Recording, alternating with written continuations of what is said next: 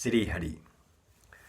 सुखसागर के 8वां स्कंध में 9वां अध्याय में वर्णित है मोहिनी रूप भगवान का दैत्यों से अमृत का कलश लेना। सुखदेव जी बोले, हे परीक्षित, जब देवताओं व दैत्यों ने उन मोहिनी रूप स्त्री को अपनी ओर आते देखा, तब वे लोग उनके रूप पर मोहित होकर अमृत पीना भूल गए।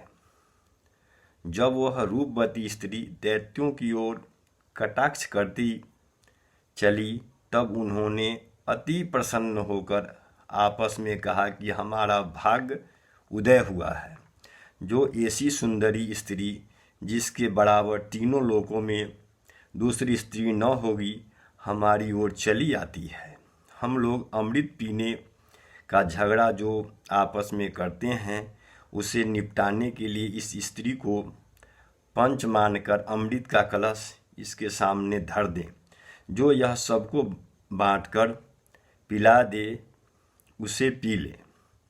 आपस का झगड़ा अच्छा नहीं होता। यह सम्मत करके दैत्यों ने अमृत का कलश मोहिनी रूप भगवान के पास ले जाकर कहा, हे सुंदरी, इस अमृत को पीने के लिए हम लोगों में विरोध है, इसलिए अपनी इच्छा से तुम्हें पंच मानकर चाहते हैं कि यह अमृत तुम अपने हाथों से बांटकर सबको पिला दो।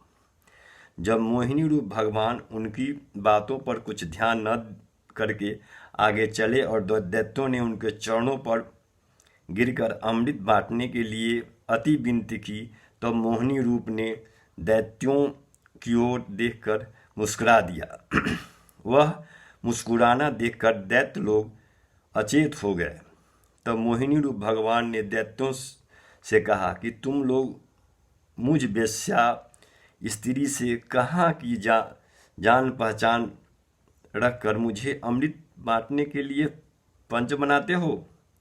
ज्ञानी को वेश्या का कभी विश्वास न करना चाहिए, और जो तुम अमृत बांट देने के लिए ऐसा हठ करते हो, तो मेरे निकट अमृत निकालने में तुम्हारा व देवताओं का परिश्रम बराबर है। तुम्हारी प्रसन्नता हो तो मैं आधा आधा अमृत दोनों को पिला दूं, और तुम लोग जो अधर्म से अमृत लेना चाहते हो, तो ऐसी झूठी पंचायती में मैं नहीं करती। यह वचन सुनकर दैत्यों ने कहा, हे प्राण प्यारी, तुम सत्य कहती हो। हम लोग अधर्म से सब अमृत अकेले पीना चाहते थे। अब हमने तुमको अपना पंच मान, इस कारण हम तुम्हारी आज्ञा पालन करेंगे, जो चाहो सो करो।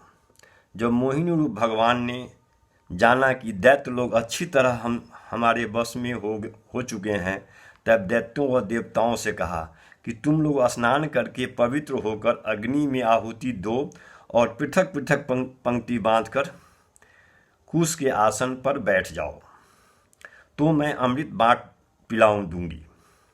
जब मोहिनी रूप भगवान के कहने से देवता दैत्य अच्छे अच्छे आभूषण व वस्त्र पहनकर पृथक पृथक बैठे, तो मोहिनी रूप भगवान दैत्यों से बोले कि मैं पहले देवता को अमृत देकर पीछे तुम्हें पिलाऊंगी। दैत्यों ने कहा कि हमें तुम्हारा कहना सब अंगीकार है। यह सुनते ही मोहिनी रूप भगवान ने अमृत का कलश उठा लिया और देवताओं की पंक्ति में जाकर उन्हें अमृत पिलाना और दैत्यों को वो तिरछी चितवन से देखना आरंभ किया। दैत्य लोग उसी चितवन के मद में मतवाले होकर अमृत का पीना भूल गए। जब मोहिनी रूप भगवान सब देवताओं को अमृत पिलाते हुए पंक्ति के अंत में, जहाँ सूर्य व चंद्रमा बैठे थे, पहुँचे, तब राहु नाम के दैत्य ने कलश देखकर विचरा कि स्त्री ने हम लोगों को अपने रूप पर मोहित करके सब अमृत देवताओं को पिला दिया और दैत्यों को अमृत पीने से निराश रखा। ऐसा विचार कर दैत्यों ने अपना स्वरूप देवताओं के सामने बना लिया और सूर्य व चंद्रमा के मध्य में बैठकर अमृत पिया। तब सूर्य व चंद्रमा ने चिल्लाकर मोहिनी रूप से कहा कि यह दैत्य है। जैसे यह वचन मोहिनी रूप भगवान ने सुना, वैसे ही बचा हुआ अमृत चंद्रमा व गिराकर सुदर्शन चक्र से राहु का सिर काट दिया, पर वह दैत्य अमृत पीने के प्रताप से नहीं मरा। उसका सिर व धड़ अलग अलग दो रूप हो गए। उठ खड़ा हुआ। सूर्य चंद्रमा ने मोहिनी रूप से कहा कि महाराज, अब तो हमें मत मारो, अब तो इसे मत मारो। जितने टुकड़े इसके शरीर के होंगे अमृत पीने के प्रताप से, उतने स्वरूप होकर यह जीता रहेगा। यह सुनकर मोहिनी रूप भगवान ने राहु से कहा कि तूने देवताओं में बैठकर अमृत पिया, इसलिए अब तू दैत्यों का लक्षण व स्वभाव छोड़ दे। सूर्य आदि 7 ग्रहों के साथ रहकर अपनी पूजा लिया कर। उसी दिन से नवग्रह हुआ। उसके मस्तक को राहु और धड़ को केतु कहते हैं। सूर्य व चंद्रमा के बतलाने से मोहिनी रूप भगवान ने राहु दैत्य को सिर काट दिया। इसी कारण वह शत्रुता रखकर अमावस्या के दिन सूर्य को और पूर्णिमा के रात में चंद्रमा को निगलना चाहता है, जिसको चंद्रग्रहण और सूर्यग्रहण कहते हैं।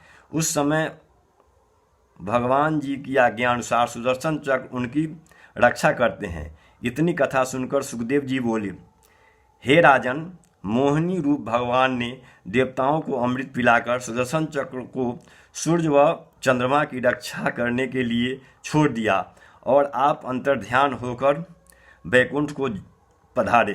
त्रिलोकीनाथ ने यह विचार कर दैत्यों को अमृत नहीं पिलाया कि वह लोग अमृत पीने से अमर होकर संसारी जीवों को दुख देंगे। इनको अमृत पिलाना ऐसा है कि जैसे कोई सर्प को दूध पिलाने के समान है। इसलिए प्राणी को ईश्वर का नाम लेना चाहिए, क्योंकि प्राणी को स्वयं आकर ईश्वर आकर बचाने का काम लिए हैं। श्री हरि।